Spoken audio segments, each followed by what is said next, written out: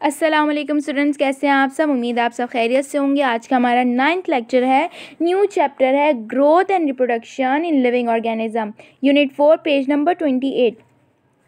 तो ज़रा पहले आप चैप्टर की नेम को समझें, growth and reproduction in living organism, यानी कि ग्रोथ किसको कहते हैं, किसी भी साइज़ में कोई भी साइज़ इंक्रीज़ हो रहा हो उसे ग्रोथ कहते हैं। और रिप्रोडक्शन यानी कि एक लिविंग ऑर्गेनिज्म अपना ही जैसा लिविंग ऑर्गेनिज्म प्रोड्यूस करे उसे कहते हैं रिप्रोडक्शन। ठीक है, तो हम ग्रोथ समझते हैं। ग्रोथ क्या है? Growth is an increase in the size of an organism, यानी कि किसी भी ऑर्गेनिज्म का साइज़ अगर इंक्रीज़ हो रहा है तो उसे कहेंगे ग्रोथ। ठीक है, यहाँ आप देख सकते हैं कि ये अगर एक किसी भी ऑर्गेनिज्म की बात कर लें, ठीक है, कोई भी एनिमल की बात कर लें, तो जैसे कि हम लें कि टाइगर ले लें। ठीक है, टाइगर अगर एक बेबी है तो बेबी से वो बढ़ रहा है ना, वो लिमिट एज तक बढ़ता रहेगा, उस एज तक साइज़ में इंक्रीज़ होता रहेगा जो उसकी एडल्ट एज होगी। ठीक है, यानी कि एडल्ट साइज़ होगा तो वहाँ तक वो बढ़ता रहेगा, तो वो उसकी ग्रोथ होगी।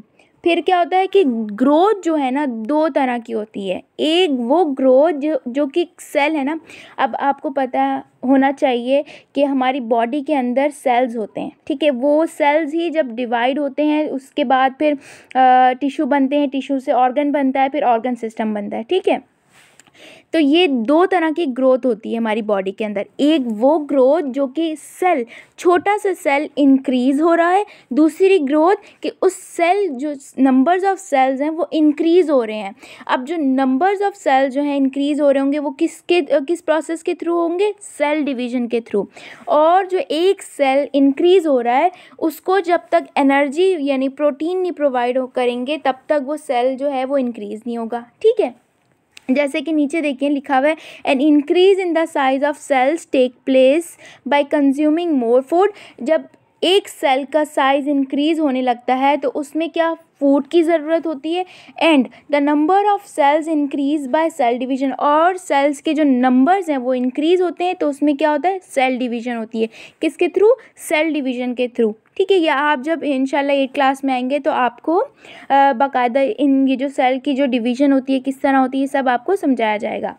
तो आगे चलते हैं, ग्रोथ इन एनिमल्स। एनिमल्स के अंदर किस तरह की ग्रोथ होती है वो बात करते हैं। The body of an animal grow all over till it reaches adult size. Animal की बॉडी जो है वो तब तक ग्रो होती है जब तक वो एडल्ट साइज तक पहुंच नहीं जाते। ठीक है, आफ्टर विच ग्रोथ स्टॉप्स, जब ग्रोथ स्टॉप हो जाती है तो क्या होता है कि मतलब ये कह रहे हैं कि इसमें बॉडी जो हम ह्यूमन हमारी ले लें, ह्यूमन बॉडी में भी यही होता है ना कि पहले छोटे होते हैं फिर बड़े होते हैं, फिर वहीं तक जाते हैं जब हमारी एडल्ट साइज़ होता है, तो वहाँ तक उसके बाद जो ग्रोथ होती है वो स्टॉप हो जाती है। अच्छा, कुछ सेल्स ऐसे होते हैं जो कि डिवाइड कर लेते हैं, और कुछ सेल्स जो होते हैं जो डैमेज सेल्स होते हैं वो फिर डिवाइड नहीं कर पाते।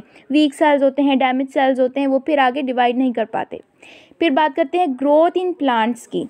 ठीक है, तो ग्रोथ इन प्लांट्स में किस तरह की ग्रोथ होती है? Plants grow through out their life.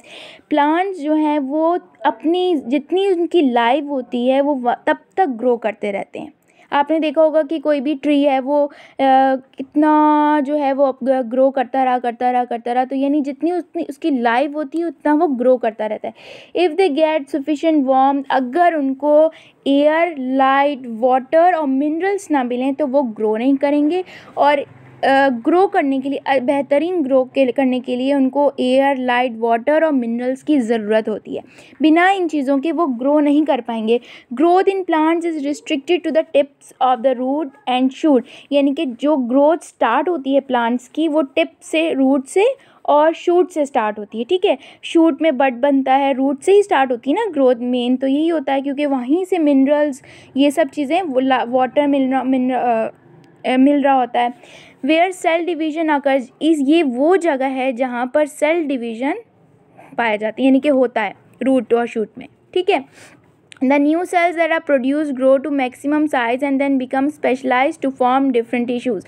फिर न्यू सेल्स जो है वो उसमें ग्रो करने लग जाता है और अपने मैक्सिमम साइज़ तक पहुँच जाता है। तो बस ये हमारी आज की टॉपिक था, मतलब आज का हमारा ये टॉपिक था। उम्मीद है आप सबको समझ आया होगा। और आप लोगों ने क्या करना है कि जब ये आज तो आप लोगों के लेक्चर चला गया, ठीक है, थर्सडे वाले दिन आपने मुझे ये क्या कहते हैं, जो फर्स्ट चैप्टर है उस फर्स्ट चैप्टर की प्रेजेंटेशन देनी है कि आपने क्या समझा। ठीक है, तो बस यही था हमारा यहाँ तक। तो अभी के लिए अल्लाह हाफ़िज़, थैंक यू।